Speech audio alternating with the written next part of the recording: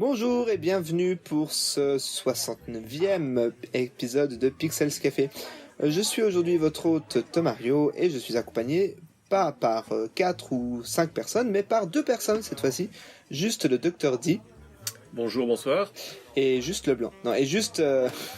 Oh, t'aurais pu rire un peu plus. Ah bon, il a pas de prénom. Merci. Et juste Léviathan. Bonjour. Voilà, donc pour cet épisode très spécial qui est le 69, vous allez nous voir venir à des kilomètres. On va pas du tout jouer dans la subtilité ni dans l'originalité, mais on pensait pour l'épisode 69 parler du sexe dans les jeux vidéo. Alors, ça peut être vraiment l'aborder de manière est-ce qu'on a un souvenir d'un moment dans un jeu où il y a vraiment une scène de sexe, ou est-ce qu'il y a le thème du sexe qui apparaît d'une quelconque façon. Bref, on veut pas non plus faire de l'humour pipi caca, le but c'est vraiment d'analyser un petit peu le sexe dans le jeu vidéo. Voilà. Avec cette introduction d'une grande valeur, je laisse le premier interlocuteur interlocuter. Interlocuté. Moi je pensais intervenir déjà pour dire que quand le sujet nous a été soumis, c'était pas forcément un exercice facile, d'autant que je me disais que je pense qu'il est connu par pas mal de monde. Il y avait un sketch de Golden Moustache sur le sexe dans les jeux vidéo qui finalement résumait assez bien la question avec humour. Non, je plaisante. En réalité, c'est une problématique assez complexe qui fait intervenir entre autres le côté un peu pudibond de nos voisins du continent américain, et notamment toute la problématique de la censure qu'on a déjà abordée dans d'autres épisodes. Mais du coup, on a deux types de jeux vidéo. On a ceux qui parlent du sexe de façon explicite ou qui s'en servent dans une trame scénaristique, et puis d'autres où on a moins affaire au sexe et à la sexualité de façon explicite plutôt qu'à la sexualisation. Et c'est souvent ce que retiennent d'ailleurs les détracteurs du jeu vidéo, c'est de dire que beaucoup de personnages sont par trop sexualisés, que ce soit les masculins ou les féminins. Les personnages féminins étant souvent réduits au statut d'objet, et je pense qu'on aura toute une série d'exemples de jeux qui sont pas franchement élégants de ce côté-là, et il faut bien quand même en dénoncer un certain nombre. D'ailleurs, si ça peut vous intéresser, nous avons fait un Pixels Café sur l'exagération du cliché féminin, et un autre sur l'exagération du cliché masculin. Je ne sais plus quel numéro c'était, mais on vous invite à de toute façon regarder nos 68 autres épisodes de Pixels Café et à vous faire un avis sur la question. Mais continue, je t'en prie. Moi, je voulais commencer avec un petit point historique qui finalement permet d'aborder un jeu. C'est le Angry Video Game Nerd Adventures, qui est en fait un petit jeu en mode 8 bits des aventures de l'AVGN, qui évolue au fil des jeux dont les styles sont très variés. Et en fait, je crois qu'on a un des niveaux, ça doit être le 7e, quelque chose comme ça. Le 7e, oui, si je me souviens bien. Ouais. Qui est dédié... Tout ça. Ah, pas tout à fait, mais qui est dédié du coup à l'univers des très vieux jeux de la Commodore 64, entre autres, là où il n'y avait pas de censure. Et il y avait beaucoup de jeux érotiques d'un niveau... ma foi, assez minable, mais dont on a une espèce de parodie où, dans ce niveau-là, tout est affaire de sexe, et on manque de se faire écraser par des personnages à poil, ou je sais plus ce qu'il y a d'autre, on rebondit sur des paires de fesses ou des paires de seins. Je pense qu'à la place de la glace, il y avait quelques... Oui. Oui, je vais pas le dire explicitement, mais c'était assez crade quand même. Tout à fait.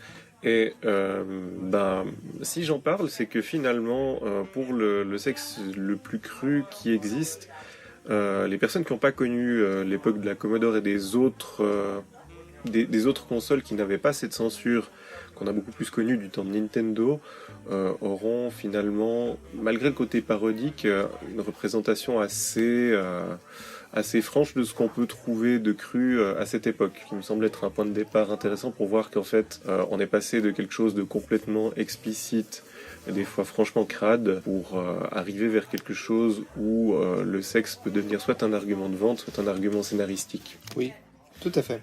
Oui. Tu veux enchaîner ou...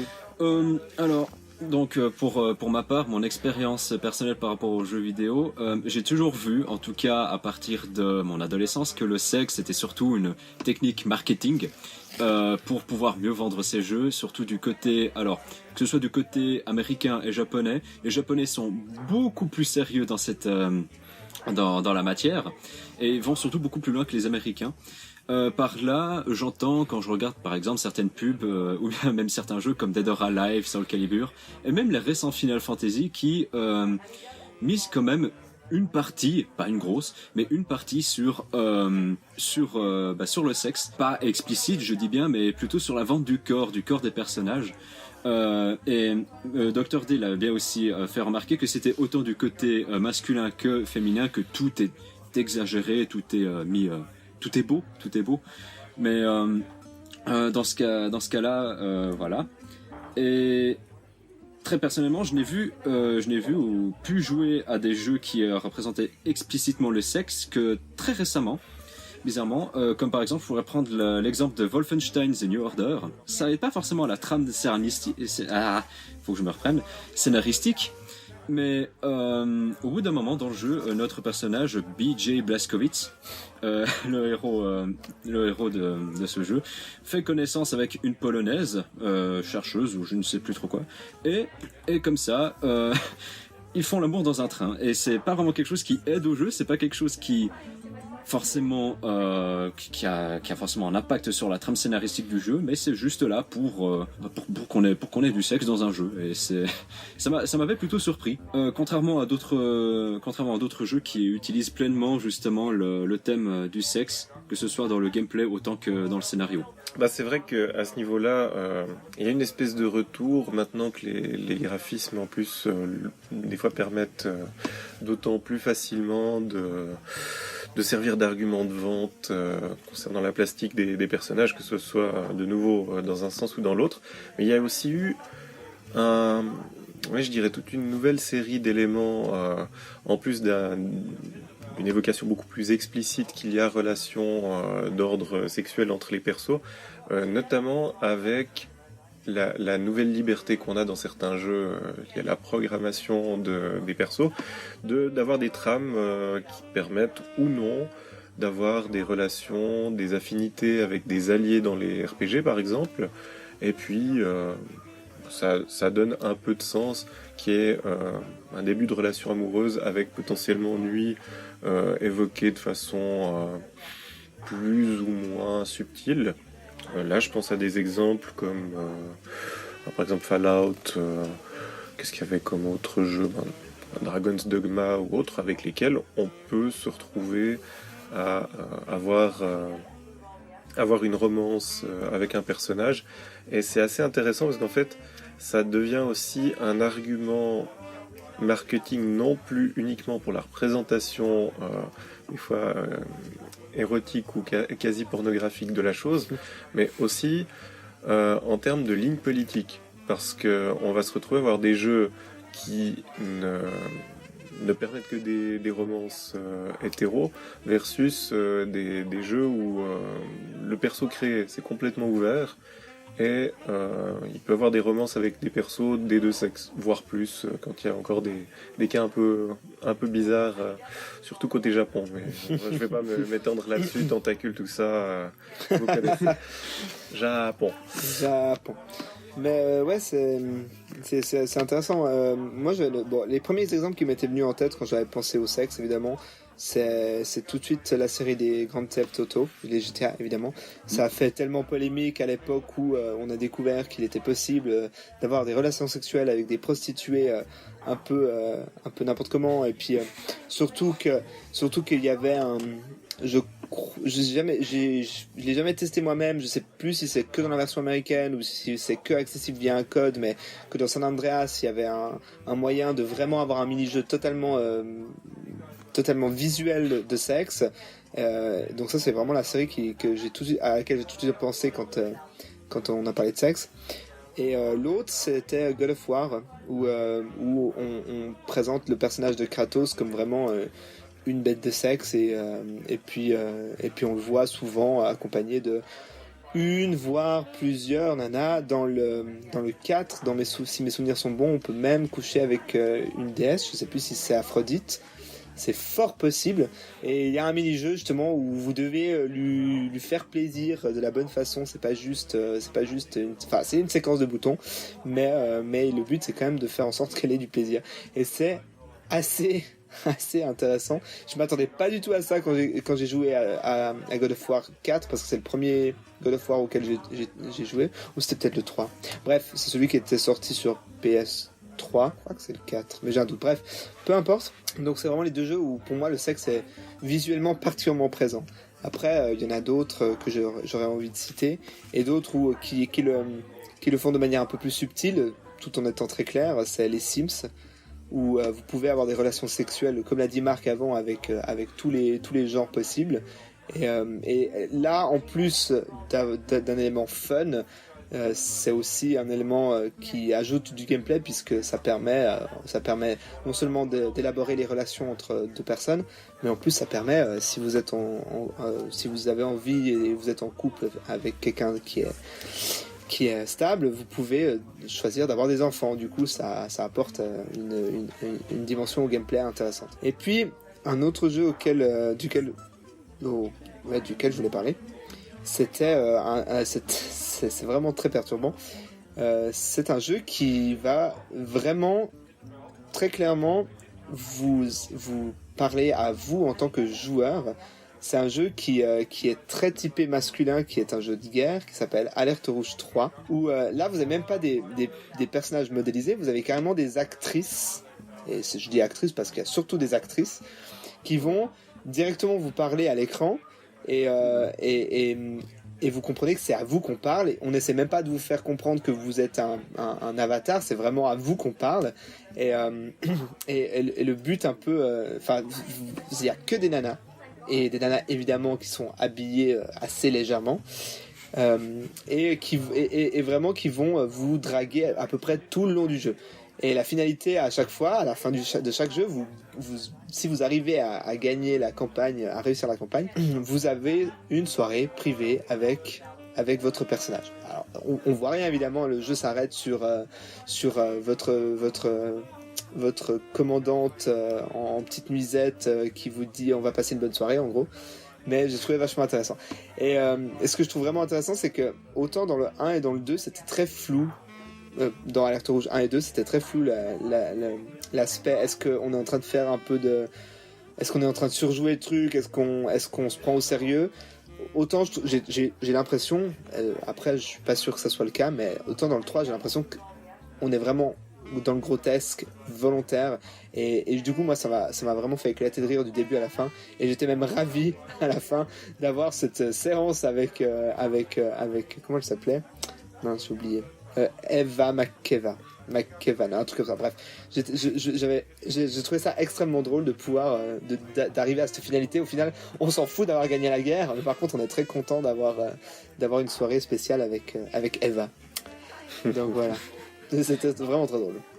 C'est vrai que la question de l'absurde, on en avait déjà parlé justement dans les 2 épisodes dédiés aux clichés de genre, et Mario n'en avait d'ailleurs pas du tout mâché ses mots. Quand c'est tellement exagéré que ça devient ridicule, ça le fait vraiment marrer. Moi, il y avait quand même quelques situations qui étaient très sexualisées, qui m'avaient mis mal à l'aise. Vous voyez, maintenant j'en perds mon genre. Je pense en particulier à Final Fantasy X-2. Oui, il y a une scène. Déjà, rien que pour Madame Leblanc. Oui, alors elle est détestable, Madame Leblanc. Voilà. Alors il y a une scène avec un mini-jeu où il faut masser le personnage de Leblanc, et c'est extrêmement Et puis c'est une nana qui le fait évidemment. Ça met très mal à l'aise. Et puis c'est un de tes personnages, donc c'est une nana qui masse une autre nana. Tout à fait. Donc Ouais, on bon, a une alors scène ça, érotico-lesbien. Oui, bon ça. Non mais En tant que tel, le but passe est encore. Mais le derrière. problème, c'est effectivement d'utiliser le fait qu'on se retrouve qu'avec des femmes dans une situation où il n'y a pas d'ambiguïté, mais pour en faire un argument de vente pour les hommes. Et pareil, il y a une scène où d'un coup, elle se retrouve en maillot de bain parce qu'elle trouve une source chaude. Et c'est une mission, donc c'est un truc qui, pour compléter le jeu à 100%, n'est pas possible d'éviter. Je sais pas si tu pensais parler d'un autre Final Fantasy où il y a la fameuse scène qui nous choquera toujours. Parce que ce genre de choses a commencé avec le 7. Le 7, oui. Bon, vas-y. J'ai assez craché sur le combat de baf. Ouais, le combat de baf de FF7. Non mais plus globalement, déjà, il y avait eu toute une polémique liée à la taille... le tour de taille généreuse de Tifa, oui. Ah, Tifa, oui. Tifa, oui. Sans compter dans le FF8 qui a aussi des choses un petit peu dérangeantes et très très orienté public masculin entre le personnage féminin qui a le fouet, le personnage masculin qui a le fusil et qui est un obsédé sexuel. Il y a des choses de ce genre-là. Tu veux parler du cowboy dans FF8 là? Ah oui, celui-là, moi j'ai toujours pensé qu'il était gay pour la raison. Ah non. Ah ouais, je pense que c'est le cliché un peu du cowboy qui m'a. Brokeback Mountain, tout ça. Mais oui, c'est vrai que après j'étais pas forcément. Bon, c'est dommage que je me sois arrêté qu'au 10 parce que là par pure curiosité morbide, j'aurais voulu voir ce qui se passe dans le 10-2. Mais je suis pas sûr d'avoir envie parce que le 10-2 c'est pas le meilleur des FF. Hein. On m'a prévenu, ouais. Mais alors un jeu que j'aurais voulu quand même parler, là où surtout c'est quelque chose de, c'est là où vraiment le thème du sexe est exploité à fond. C'est Unipop. Donc Unipop, pour si je devrais faire un gros résumé, c'est Candy Crush pour les adultes. Ah. Où c'est une espèce de mélange entre un dating simulator et un puzzle à la Beach World ou Candy Crush. Où le but est tout simple, c'est de se faire la nana, ou même toutes les nanas dans le jeu. Catch them all. Exactement, avec des exemples comme, bon, après il y a tous les clichés justement de fantasmes masculins, comme par exemple la secrétaire, non, il n'y a pas de secrétaire, non, il y a une professeure, la lycéenne, un poisson. Un poisson, c'est un cliché, un alien. Je sais pas. Alors, je sais pas, hein, moi je ne juge pas. Mais alors oui, où en gros, à force justement de progresser dans le jeu, il arrive à un moment où les scènes érotiques se passent, toujours dans le même gameplay d'ailleurs. Et si je parle de la suite, qui est quand même un peu plus cru, on parle quand même de proxénétisme, où le but est de faire fonctionner notre marché du sexe, donc que ce soit dans le streaming de girl cams ou quelque chose comme ça, je me souviens plus vraiment du terme exact, et aussi parfois la prostitution de ces mêmes filles devant les caméras. Bon, tout cela est évidemment suggéré, mais tout le jeu est construit autour de ce thème pourtant pas très très politiquement correct, mais qui est quand même tellement absurde que pour finir on passe quoi. Moi j'aurais encore volontiers parlé d'un jeu, mais je me rends compte que l'heure avance. Ça aurait été Catherine qui est un jeu hyper explicitement centré sur le sexe. Bon, après je vais pas en parler parce que je le connais pas bien. Ouais, mais il y avait aussi un autre jeu que moi je connais pas et qui est basé sur le sexe, qui a fait pas mal polémique. C'était quoi, Larry Leisure? Ouais. Un truc comme ça, non? Ouais. Sur PS2, je crois qu'il était sorti. Ouais. Bon, bref. Mais c'est vrai qu'on n'a rien contre lui et Catherine. On a un ami célibataire.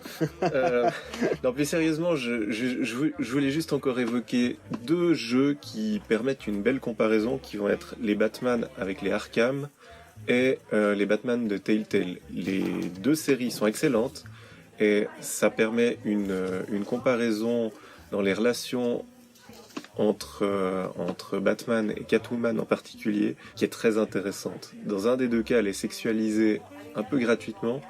Dans l'autre, il y a moins de sexualisation, mais il y a relation de séduction et en l'occurrence c'est celui de Telltale.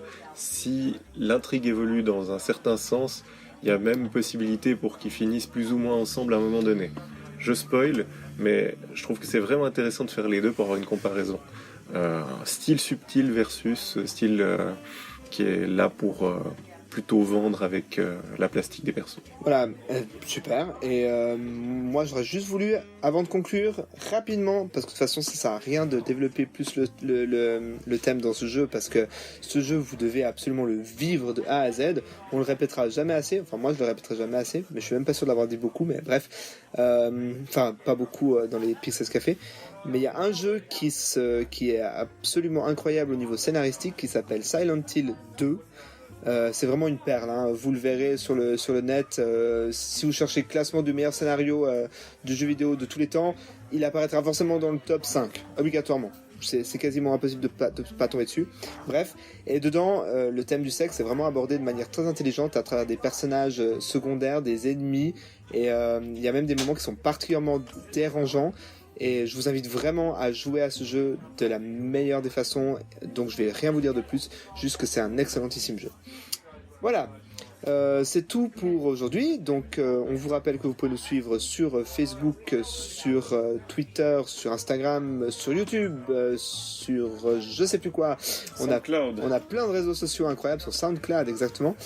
Et nous, et sur notre site www.pixels-association.ch, et ce sera le mot de la fin. C'était Tomario avec Dr. D et Léviaton. Au revoir. Ciao. Ciao.